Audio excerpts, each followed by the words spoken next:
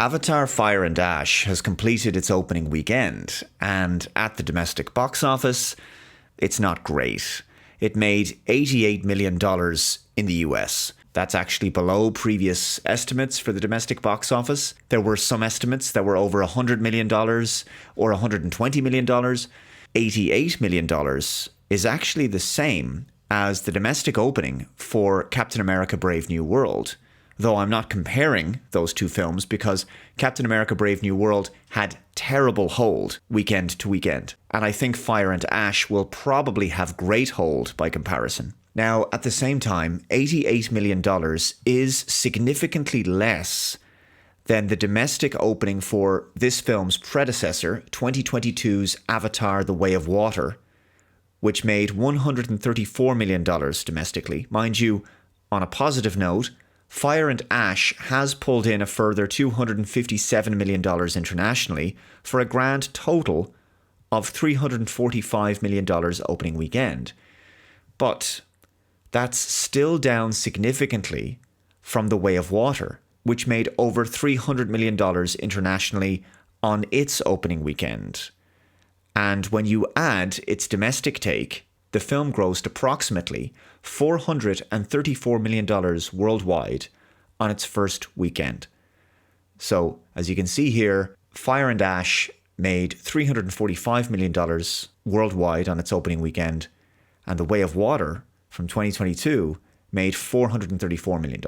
So, The Way of Water made a good deal more than Fire and Ash on its opening weekend. A reminder that The Way of Water went on to make $2.3 billion during its initial theatrical run. Now, the first Avatar movie, which made a total of $2.9 billion at the box office, only made $77 million domestically on its opening weekend. But as Ryan Kinnell pointed out in his video about this, it did have incredible weekend-to-weekend hold. It didn't drop off dramatically week after week, as you can see from these figures. And The Way of Water had very good weekend-to-weekend hold as well, just not as good as its predecessor. We can only anticipate that this new movie, Fire and Ash, will have a hold similar to The Way of Water, which means don't be surprised if this third Avatar movie is the lowest grossing film in the franchise. Also, I think we should probably adjust that $77 million for 2009's Avatar for inflation. If we look at US inflation calculator, $77 million in 2009 money is $116 million today. Now, I do still anticipate that Fire and Ash is going to have a decent weekend-to-weekend hold, much higher than other big movies released this year. But if Fire and Ash ends up making less than its predecessors, I think there's a few possible explanations for that. Firstly, audiences may simply feel that they've been there and done that when it comes to these Avatar movies. The themes of these stories are kind of played out in my view. You know, humans are bad, humans are colonizers, humanity is destructive to nature. You've got the smug native Smurf people of Pandora with their, kind of superiority complex about how they live in harmony with their environment, blah, blah. It's a bit Dances with Wolves, it's a bit Pocahontas, I get it, and it's kind of getting old in my view.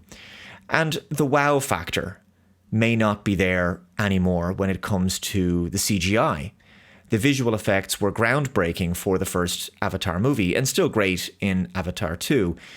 But it's nothing we haven't seen before in other CG-heavy movies at this stage. Over the past decade and a half, there's been plenty of movies with incredible CGI environments.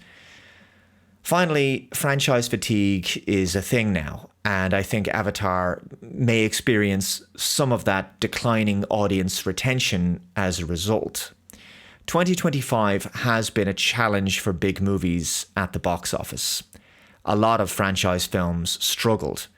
I think Fire and Ash will probably perform better than all of them, actually. I think it's going to be among the highest grossing films of the year. But I suspect it'll come in a bit less than The Way of Water. It might still generate a decent profit, and I suspect it will. But as to whether that profit will be sufficient to justify another movie in the franchise, to greenlight a fourth film. I think that's going to be harder to say at this point. Let me know your thoughts on this one in the comments below. Did you go and see Avatar Fire and Ash? And if you did, let me know what you thought of the film in the comments below. Take care, guys. Subscribe to the channel if you're new. I'll see you next time. Bye-bye.